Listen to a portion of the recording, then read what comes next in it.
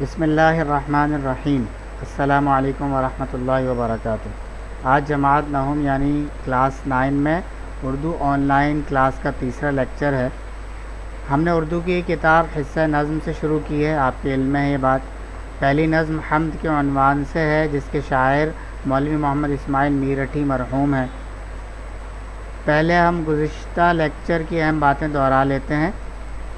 گزشتہ لیکچر یعنی lecture number 2 کی پہلی اہم بات تھی حمد کی تعریف، دوسری بات تھی مصرعے کی تعریف، تیسری بات تھی شعر کی تعریف، اور چوتھی بات تھی نظم خوانی، یعنی ہم نے تحت لفظ حمد پڑھی تھی۔ یہ تو ہوئی پچھلے لیکچر کی اہم باتوں کی دہرائی۔ اب آج کے لیکچر کی طرف آتے ہیں۔ ہم نے گزشتہ لیکچر کے آخر میں نظم پڑھنے کے 2 طریقے بتلائے تھے، ایک تحت لفظ پڑھنا اور دوسرا ترنم سے پڑھنا، اور پھر حمد تحت لفظ پڑھ کر بھی سنائی تھی۔ آج ہم اس حمد کو ترنم سے پڑھیں گے، تو سنیے۔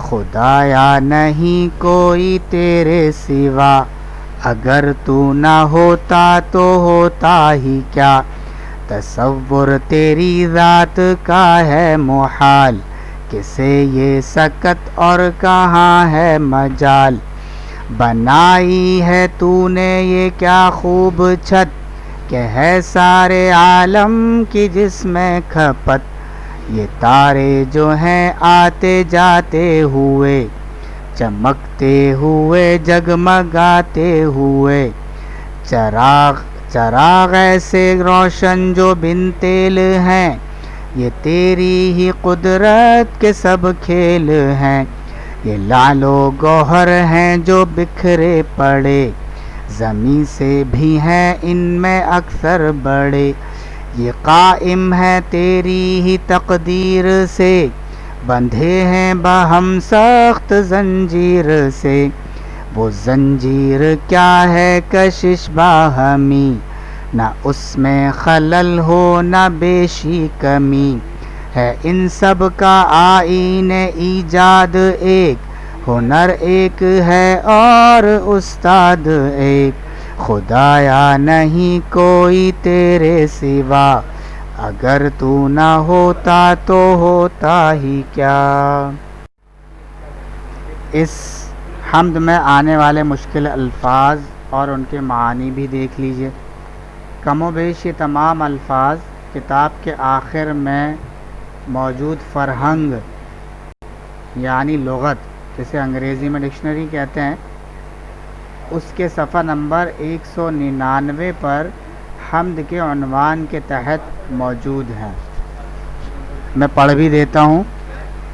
سوا علاوہ، محال ناممکن، سکت طاقت، مجال ہمت یا بس میں ہونا، کھپت گنجائش، بن تیل بغیر تیل کے، لعل و گوہر سرخ یاقوت لال پتھر، اصل میں یہ 2 ہیروں کے نام ہیں، لال اور گوہر، تو پہلے کا نام سرخ یاقوت اور دوسرے کا نام لال پتھر، باہم آپس میں، کشش باہمی تجاذبی قوت، گریویٹیشنل فورس جسے سائنس میں کہتے ہیں، سائنس کی زبان میں، خلل خامی خرابی، آئین ایجاد پیدا کرنے کا اصول، بنانے کا اصول، ہنر انداز، استاد موجد ایجاد کرنے والا۔ اب اشعار کی تشریح کی طرف آتے ہیں۔ پہلا شعر ہے، خدایا نہیں کوئی تیرے سوا، اگر تو نہ ہوتا تو ہوتا ہی کیا۔ اس شعر میں شاعر اللہ تعالیٰ کی بزرگی اور تعریف بیان کرتے ہوئے فرما رہے ہیں کہ اے پروردگار، کائنات کا نظام بتا رہا ہے کہ اس کا بنانے اور چلانے والا کوئی ہے، کیونکہ اس کی تخلیق کسی انسان کے بس کی بات نہیں، اور وہ تیری ہی ذات ہے جس نے اسے تخلیق کیا ہے۔ اگر تیری ذات نہ ہوتی تو اس کائنات میں کچھ بھی نہ ہوتا، تو نے کن کہا اور فیکون کی صورت میں یہ کائنات اور اس کی تمام چیزیں بن گئیں۔ اس لیے تیرے سوا اس کائنات کا کوئی اور خالق پروردگار نہیں ہے۔ دوسرا شعر اور اس کی تشریح۔ تو شعر کیا ہے؟ تصور تیری ذات کا ہے محال، کسے یہ سکت اور کہاں یہ مجال۔ اس شعر میں شاعر یہ کہنا چاہ رہے ہیں کہ اللہ تعالی عظیم ہے، وہ وراء الورا ذات ہے، کیونکہ وہ جہاد سے، بیوی سے، اولاد سے، شریک سے اور ہر عیب سے پاک ہے۔ اس کی ذات کی کما حق ہو، اس کی ذات کو کما حق ہو تصور میں لانا ممکن نہیں ہے، اور ایسا کرنے کی کسی بھی انسان، فرشتے اور جن میں نہ طاقت ہے نہ ہمت۔ تیسرا شعر اور اس کی تشریح۔